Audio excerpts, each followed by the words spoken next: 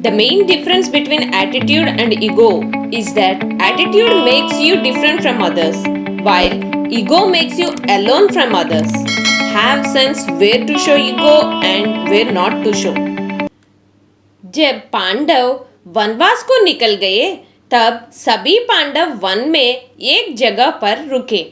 सभी को प्यास लगने के कारण अनुज पांडव नकुल ने सभी भाइयों को विश्राम करने के लिए कहकर स्वयं पानी लेने गए। समीप में ही उनको निर्मल जल से भरा जलाशय दिखा, जिसे देखकर वह पानी लेने उसके तरफ गए। तब अचानक एक आकाशवाणी हुई, जिसने नकुल से, हे पांडुपुत्र, यह मेरा जलाशय है। अगर आपको इसका पानी पीना है तो तुम्हें मेरे प्रश्नों का उत्तर देना होगा, वरना आपकी मृत्यु हो जाएगी, कहा।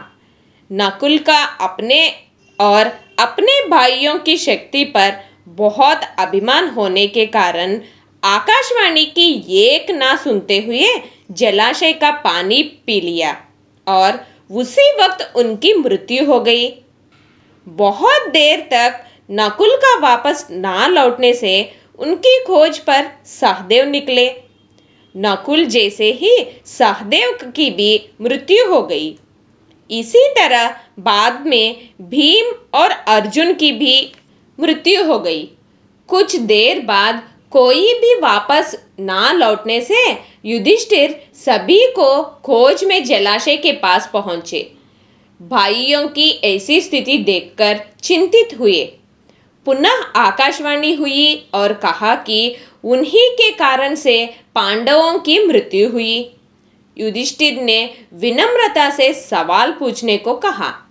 उनके ऐसा कहते ही वहां यक्ष देवता आए और प्रश्न पूछा, जिसका युधिष्ठिर ने सहजता से उत्तर दिया।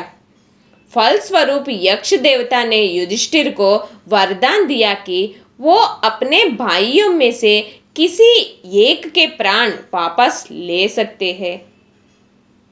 युधिष्ठिर नकुल को मांगा। इस पर यक्ष ने युधिष्ठिर को कहा कि वो नकुल के प्राण क्यों मांगे। अर्जुन या भीम को चुनना था, जो आजीवन उनकी रक्षा करते।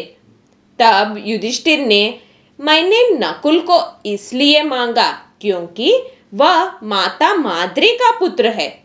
मैं माता कुंती और नकुल माता माद्री का पुत्र होने से दोनों माताओं की एक एक संतान जीवित रहती, जिससे दोनों के कुल जीवित रहे, कहा।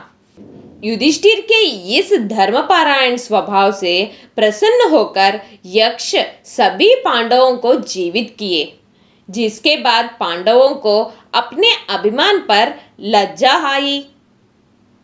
इसलिए कहा जाता है कि जो धर्म की रक्षा करते हैं, किसी भी परिस्थिति में धर्म का मार्ग नहीं छोड़ते, उनका जीवन कभी गलत दिशा में नहीं जाता।